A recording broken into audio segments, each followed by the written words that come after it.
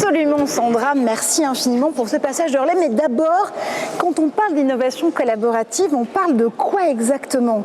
Comment est-ce qu'on met en musique cette dynamique, puisque justement c'est tout un écosystème, un nouvel écosystème qu'il faut savoir mettre en musique. Notre premier invité le trouve prometteur. Tiens, cet écosystème, eh ben, ça tombe bien, parce que c'est le titre de son tout dernier ouvrage.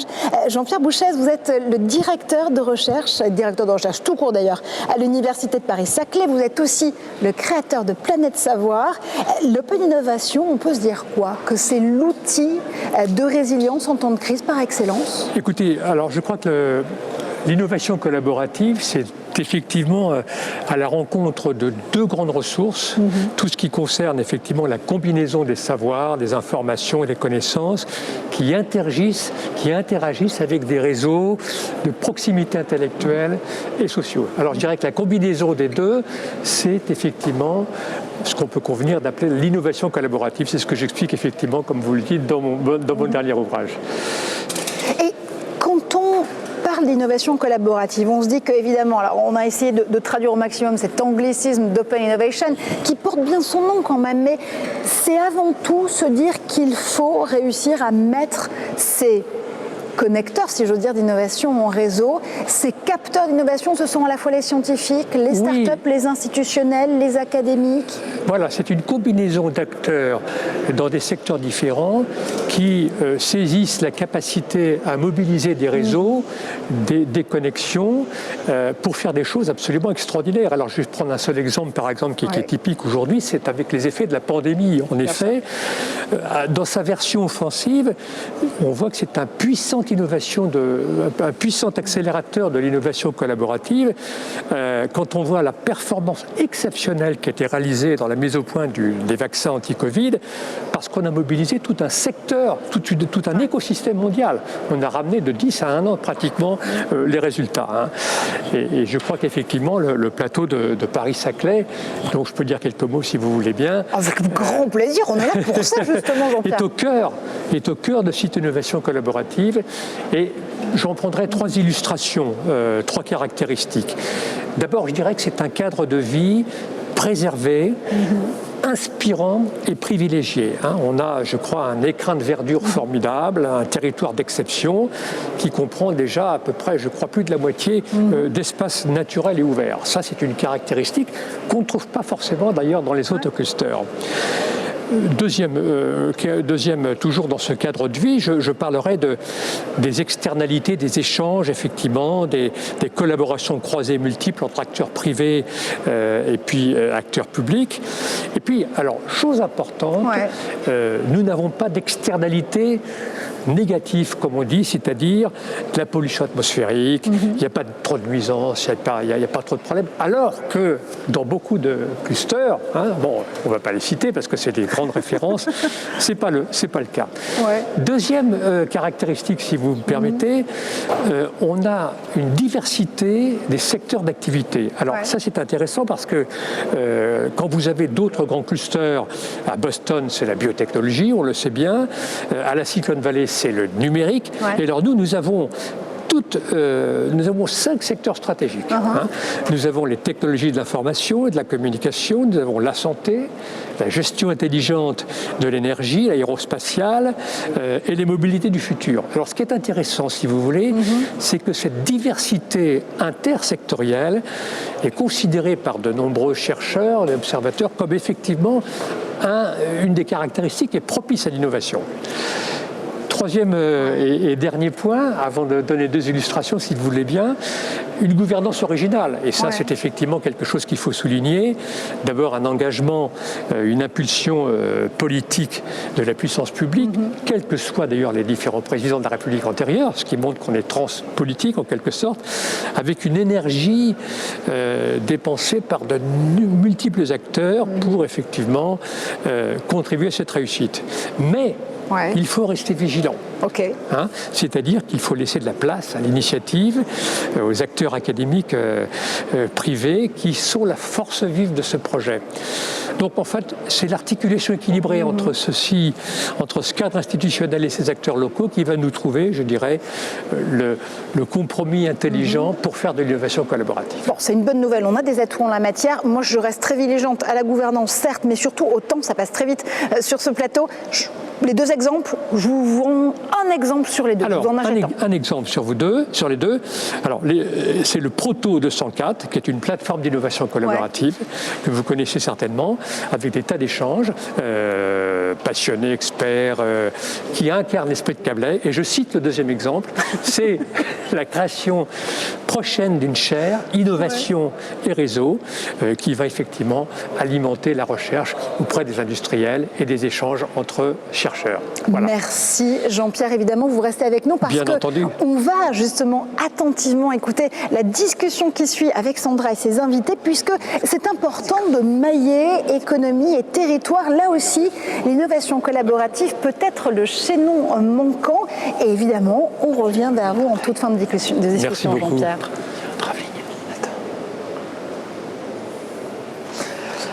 Et oui, ce qui ressort, Marjorie, en temps de crise, c'est bien l'importance de l'innovation collaborative, vous en avez parlé, pour un meilleur rebond économique, mais pas seulement, pour aussi regagner de l'espoir, de la dynamique, on en a beaucoup parlé depuis ce matin. Pour cela, il y a eu des avancées très concrètes pour faire venir des startups deep tech ici. On en parle tout de suite avec nos invités. Frédéric Kapmas, bonjour. Bonjour.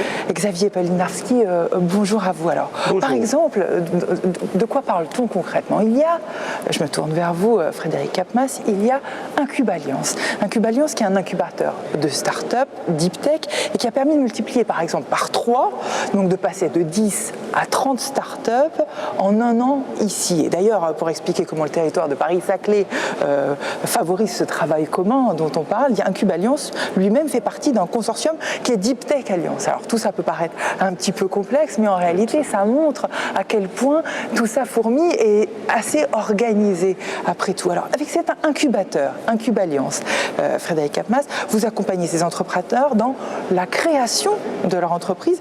Aujourd'hui, eh bien, comment est-ce que vous les avez aidés pendant cette année de crise traversée ? Comment vous avez fait ? Alors c'est un travail au quotidien qu'on a avec les startups, à la fois avec du coaching individuel, du coaching collectif et d'autres modes en co-développement, notamment entre elles, de telle sorte en fait à leur apprendre à fonctionner véritablement en réseau, de telle sorte à s'appuyer sur la communauté, puisque ça c'est un des éléments clés en fait du développement d'entreprise. Et on va y travailler en fait à la fois sur du court terme, sur des plans d'action très concrets avec elles, et également dans des mises en relation, dans le développement de partenariats avec des acteurs clés qui eux vont continuer dans le développement en fait de ces entreprises au fur et à mesure en fait de leur croissance. Alors quand vous dites très concret, expliquez-moi de quoi il s'agit par exemple, comment vous faites ?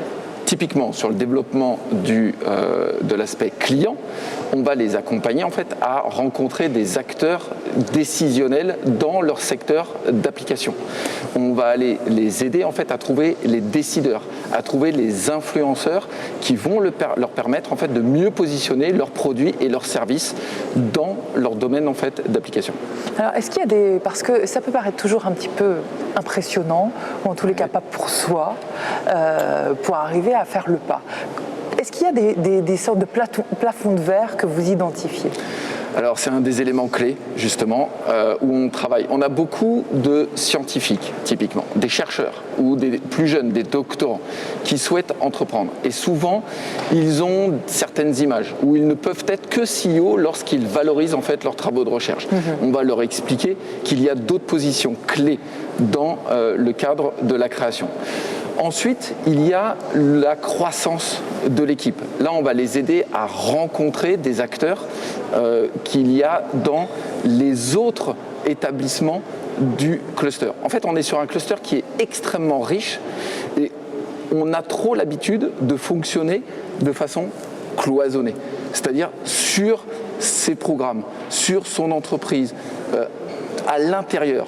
Or, cette richesse, cette connexion en fait avec le cluster permet petit à petit de faciliter l'entrée de nouvelles ressources, donc amène de la diversité dans les entreprises et petit à petit, c'est un des éléments clés en fait à son développement futur. Ce qui peut un petit peu inquiéter parfois, c'est de connaître les clés d'une méthode, c'est-à-dire ouvrir, c'est bien, mais quand on ne connaît pas la méthode, comment faire pour arriver à échanger, c'est peut-être ça aussi qui bloque les choses. Non ? Alors c'est le rôle de l'incubateur, justement, de les structurer, de structurer tout le programme, à la fois dans du court terme, pour qu'il soit vraiment dans l'action, parce que c'est quand même ça d'entreprendre, et que ce soit ancré dans une vision à long terme.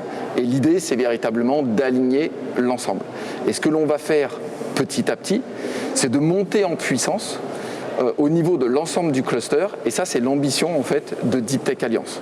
Donc on a été lauréat au niveau de l'ensemble du cluster, avec la SAT, avec la French Tech, avec l'université Paris-Saclay, et à 4, donc Incub-Alliance étant le coordinateur, nous allons démultiplier les actions pilotes où jusqu'à présent, effectivement, on a un volume de deep tech, de start-up deep tech qui est encore insuffisant par rapport aux ambitions du cluster, qui a quand même des ambitions internationales majeures. Et puis j'imagine que les ambitions vont continuer de grandir toujours, donc ce sera toujours insuffisant. D'autant plus qu'on a les capacités. Là, l'enjeu, c'est d'y amener en fait la dynamique collective, mais de l'efficacité collective tout au long du parcours de la croissance, c'est-à-dire depuis l'émergence de projets, notamment dans les laboratoires.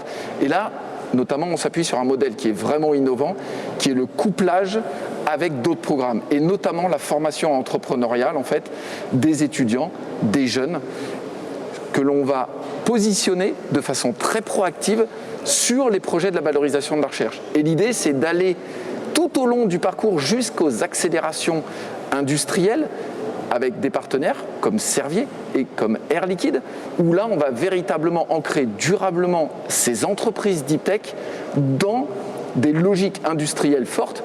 Ça s'inscrit dans le plan deep tech qui est porté par la BPI et dans le plan de réindustrialisation en fait de la France. D'un mot, quels sont les prochains appels à projets ? Est-ce que vous voulez aller à l'international et continuer à grandir, oui, mais comment ? Alors c'est un travail qu'on mène de pair, ensemble, et l'objectif c'est de lancer des appels à projets d'ici la fin de l'année. Quel ordre ? Il y en a à peu près 4 ou 5, mais cette fois-ci ils vont être thématisés et ils vont être surtout sur l'ensemble de la chaîne de maturation et avec une mobilisation de toute la communauté.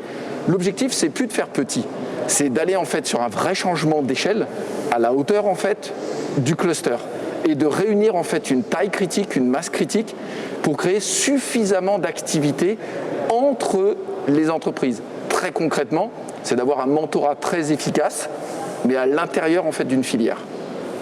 Merci beaucoup Frédéric Capmas. J'étais perturbée par votre masque qui est tombé finalement. Vous avez voulu le garder et puis lui il voulait partir. Je me tourne vers vous puisque, comme vous le disiez à l'instant, Frédéric Capmas, Xavier Apolinarski, donc vous êtes le CEO de SAT Paris-Saclay, la société d'accélération du transfert des technologies, acteurs communs aux deux ensemble, Université Paris-Saclay et Institut Polytechnique de Paris. Et donc vous faites aussi partie de ce consortium Deep Tech Alliance, comme on vient de le dire. Votre objectif à vous, c'est de valoriser la recherche, d'accompagner le transfert technologique des laboratoires du cluster Paris-Saclay en direction des entreprises.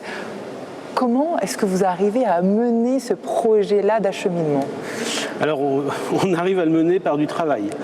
Ouais. Du travail, de la résilience, c'est-à-dire que ça revient quelque part à aller identifier des pépites scientifiques et technologiques dans les laboratoires de recherche, d'investir des moyens financiers et humains pour accompagner les chercheurs de chacun des laboratoires de l'Université de Paris-Saclay ou de l'Institut Polytechnique de Paris pour les monter en maturation, c'est-à-dire passer d'un prototype de laboratoire à un vrai prototype business qui va permettre ensuite la valorisation de ces technologies vers soit des entreprises, mais essentiellement vers la création de start-up.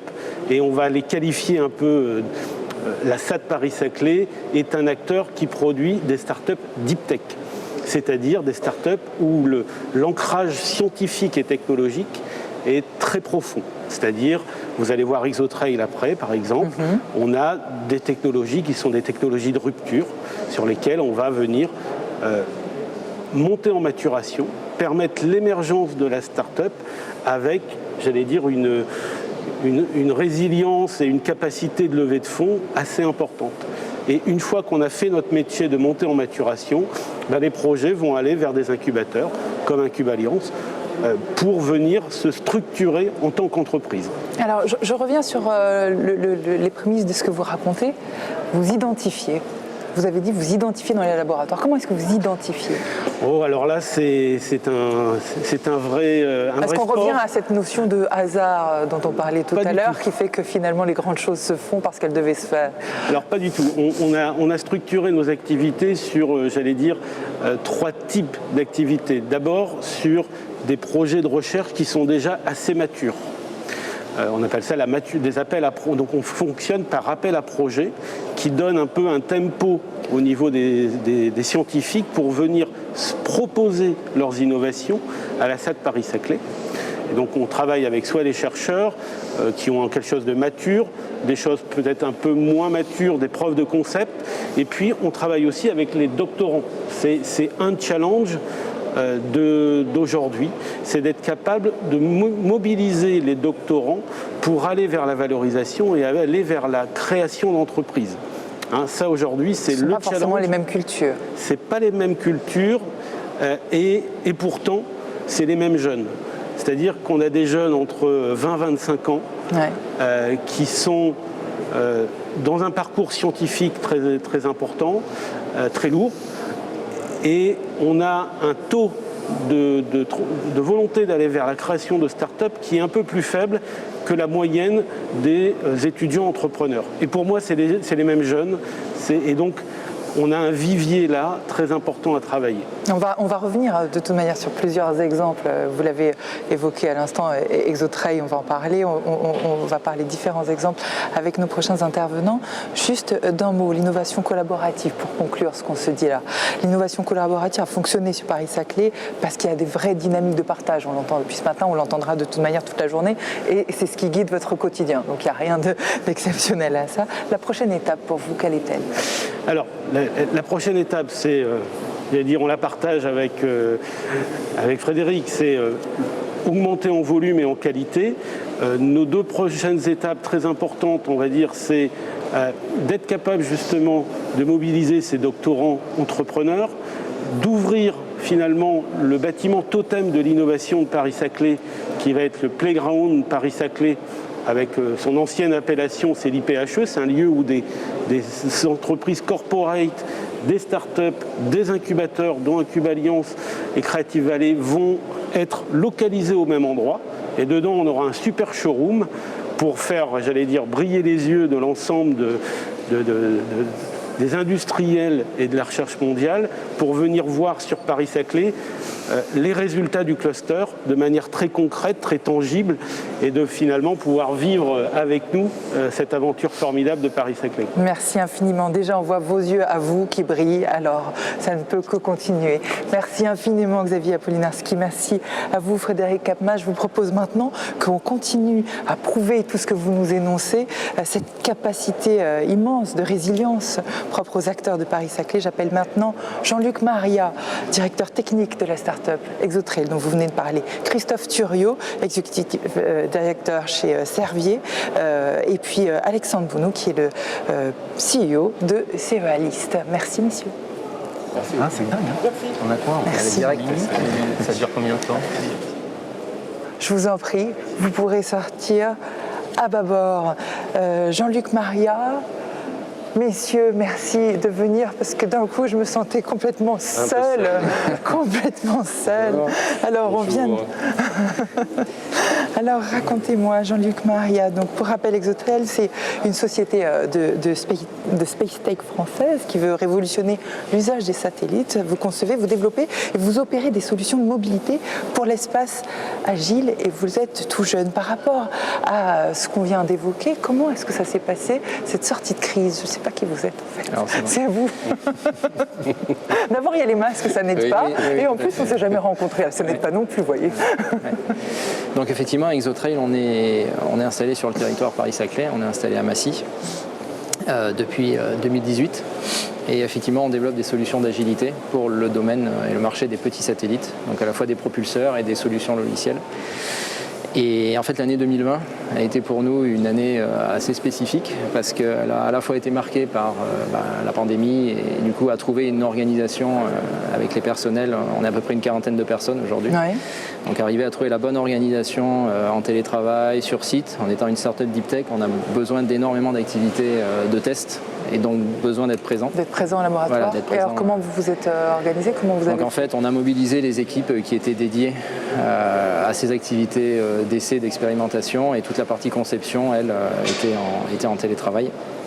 Donc c'est comme ça qu'on a pu bien s'organiser. L'autre fait marquant, c'est qu'en fait, en tant que jeune start-up, on avait prévu sur 2020 de réaliser notre premier démonstrateur. Donc dans notre cas, c'était d'envoyer notre premier satellite équipé d'un propulseur développé par Exotrail, qui avait bien été livré fin 2019 pour un tir début 2020. Et avec la pandémie, le tir était prévu depuis l'Inde. Et tous les pas de tir dans le monde, à part quelques-uns aux États-Unis, ont fermé jusqu'à globalement fin d'année 2020.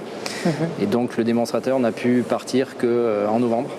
Et voilà, donc il a fallu se mobiliser vis-à-vis des personnels, des investisseurs pour minimiser en fait l'impact de ce retard. Donc on comprend bien par rapport à votre secteur, à votre réalité, la complexité qui a été la vôtre dans cette période qui a été complexe évidemment pour chacun, et chacun a dû faire preuve de résilience, comme on le dit, pour rebondir, pour savoir innover.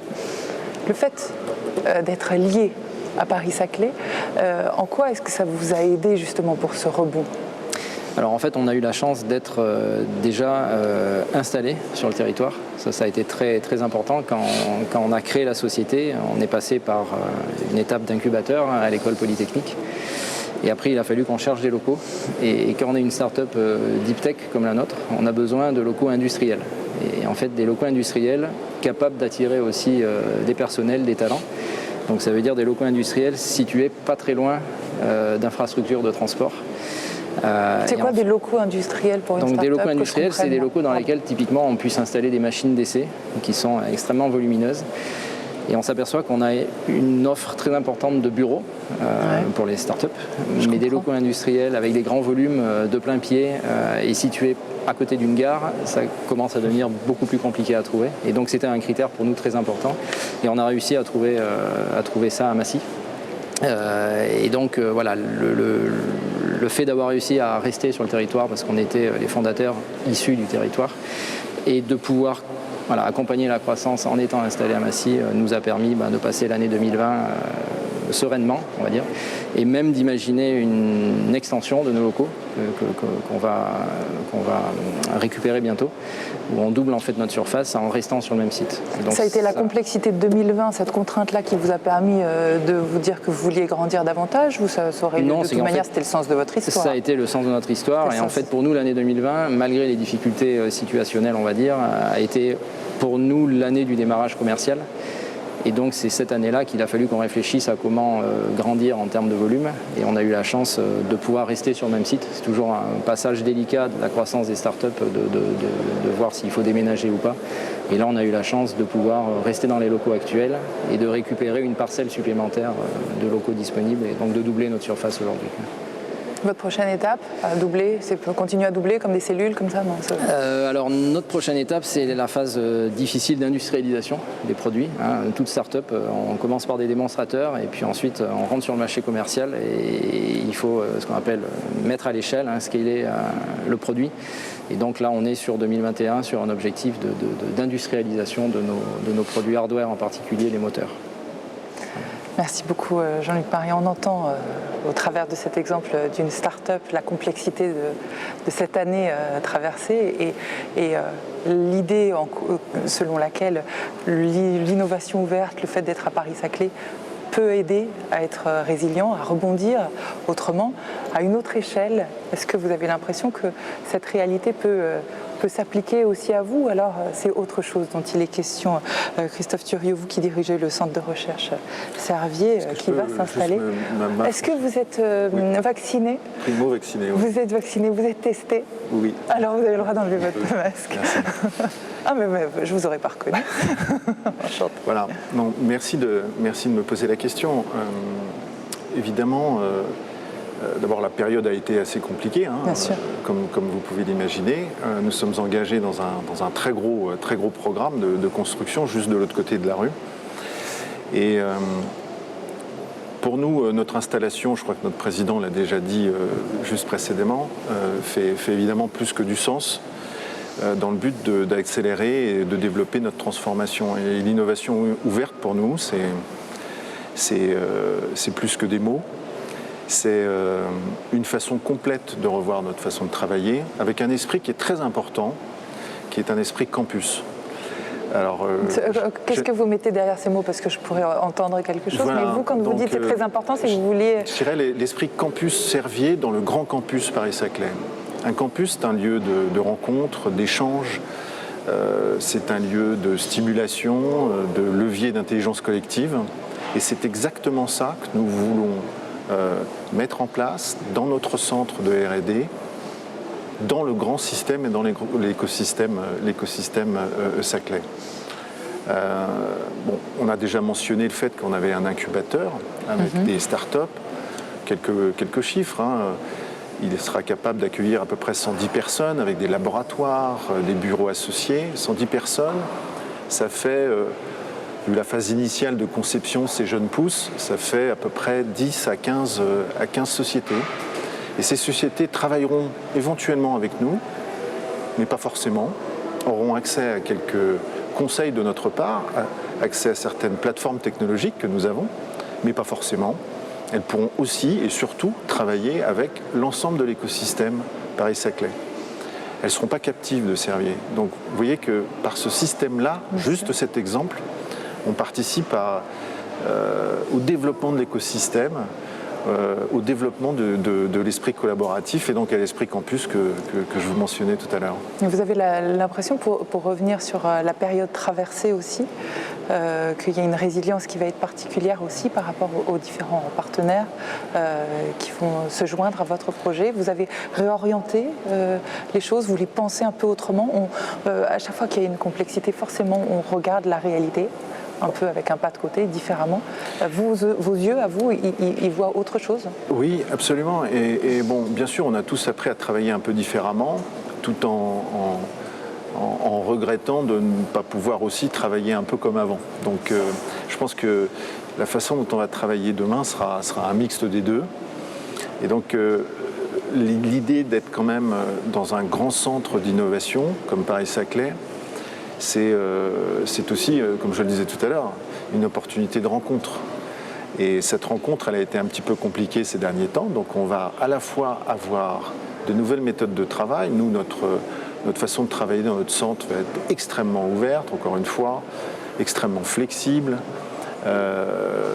Les espaces collaboratifs vont être la règle, non fixés. Ils seront établis au fur et à mesure de l'avancée des projets. Donc, vous voyez que c'est une façon de travailler qui est quand même totalement collaborative. Et puis, on va s'aider aussi de nouvelles technologies, alors qu'on utilise déjà beaucoup dans notre domaine. Vous savez, pour concevoir un nouvel agent thérapeutique aujourd'hui, c'est pas loin de 80 métiers différents. Et chaque année, on voit des métiers ou des disciplines qui étaient plutôt assez éloignées de notre cœur de métier, qui viennent apporter un savoir-faire. Et quand on parle de discipline digitale, quand on parle de discipline de sciences dures, on voit l'apport extrêmement fort que ces disciplines ont aujourd'hui dans nos métiers qui sont plutôt des métiers d'expérimentation biologique, un peu plus traditionnels. C'est ça qu'on vient chercher aussi ici. Ouais, je comprends. C'est intéressant ce que dit Christophe Thuriot, ne serait-ce qu'en jonglant entre le monde d'avant et le monde d'après. Parce que ça tombe bien qu'on se voit aujourd'hui, on est entre les deux. Oui. On est exactement à une nouvelle porte entre le monde d'avant et le monde d'après. Alexandre, vous dirigez le CEA-LIST. C'est un des 4 instituts de recherche technologique du CEA Tech qui est dédié au système numérique intelligent.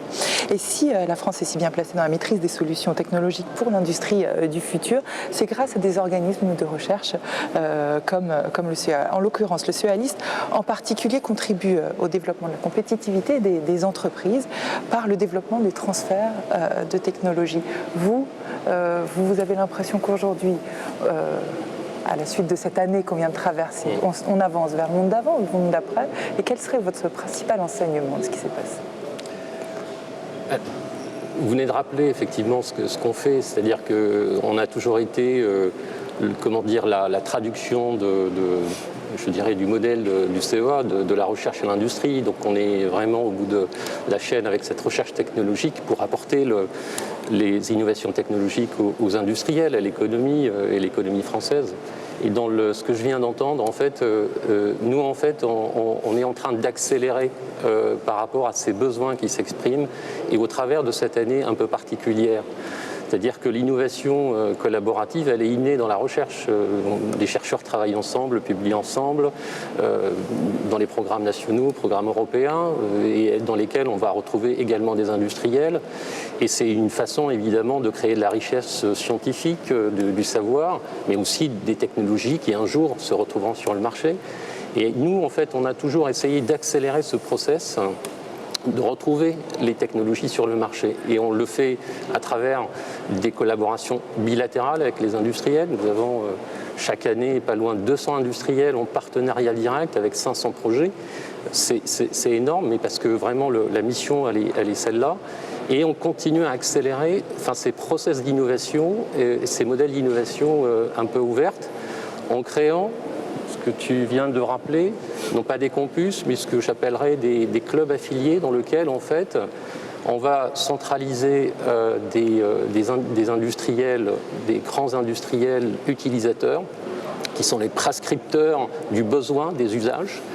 Et en même temps, on va aussi agréger un collège de start-up, de PME, d'intégrateurs, qui vont nous accompagner sur des projets je dirais, du court terme, 6 mois, 12 mois, 18 mois, à maturer très rapidement ces technologies pour pouvoir d'abord répondre aux besoins qui viennent d'être exprimés.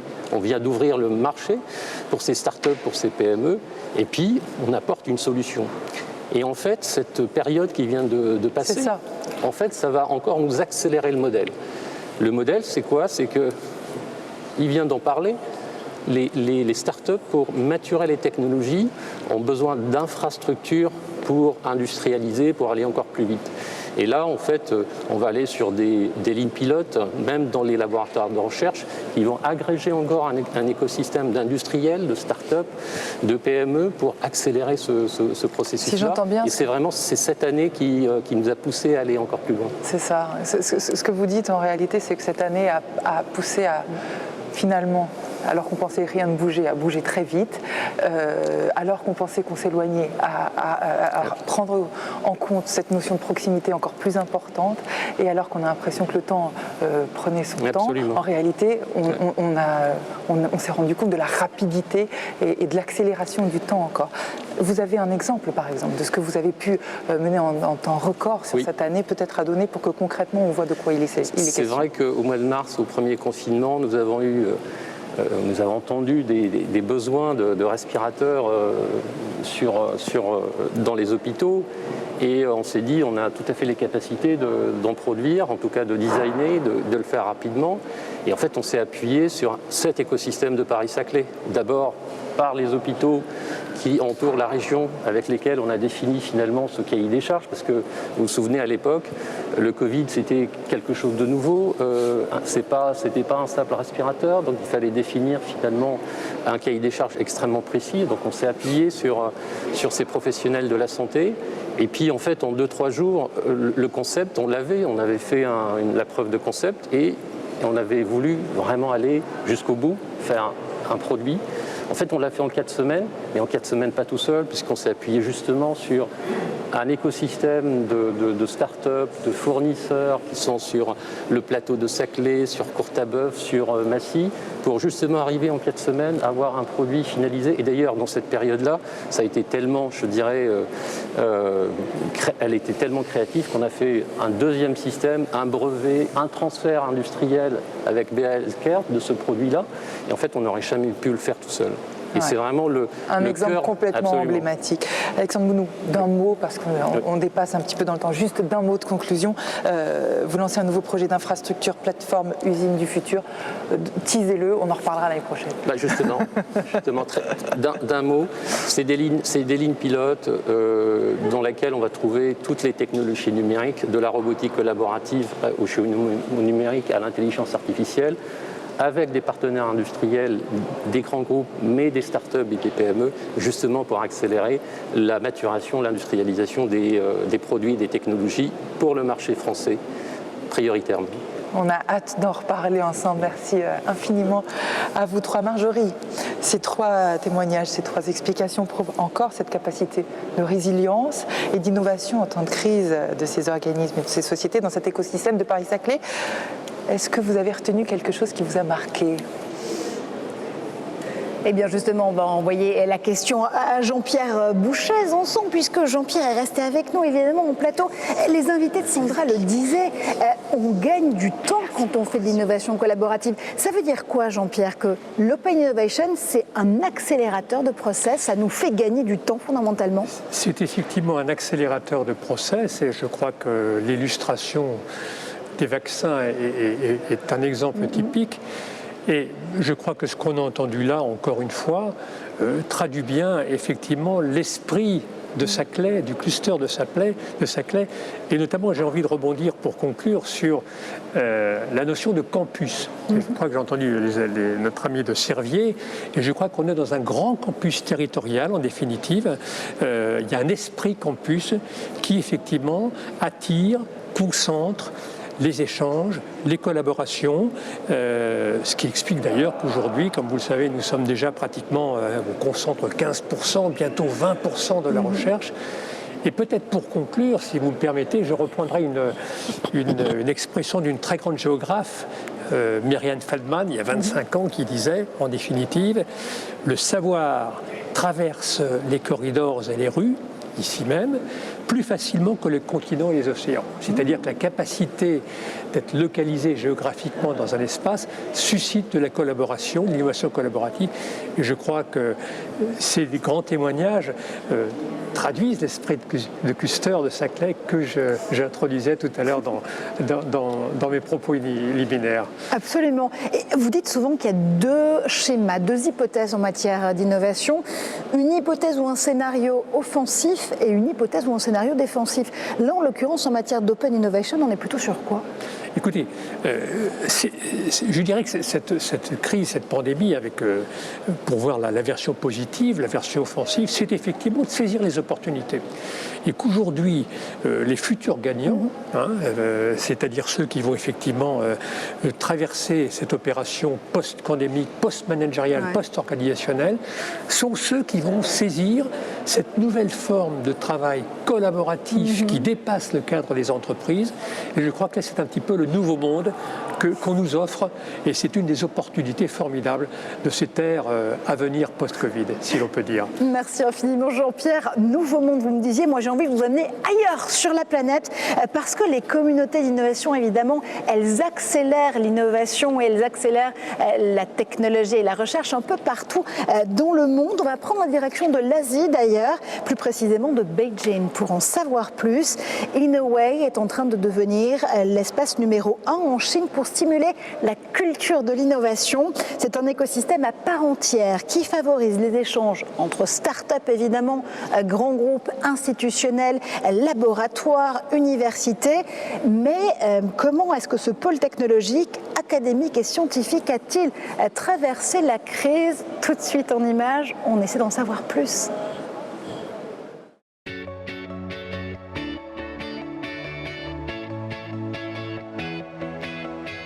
Ladies and gentlemen, professional entrepreneurs, Good morning. Zhongguancun is the most intensive area of the science and technology education in China. We strive to contact the Zhongguancun's companies with the innovation institutions in France and explore more opportunities in future collaboration.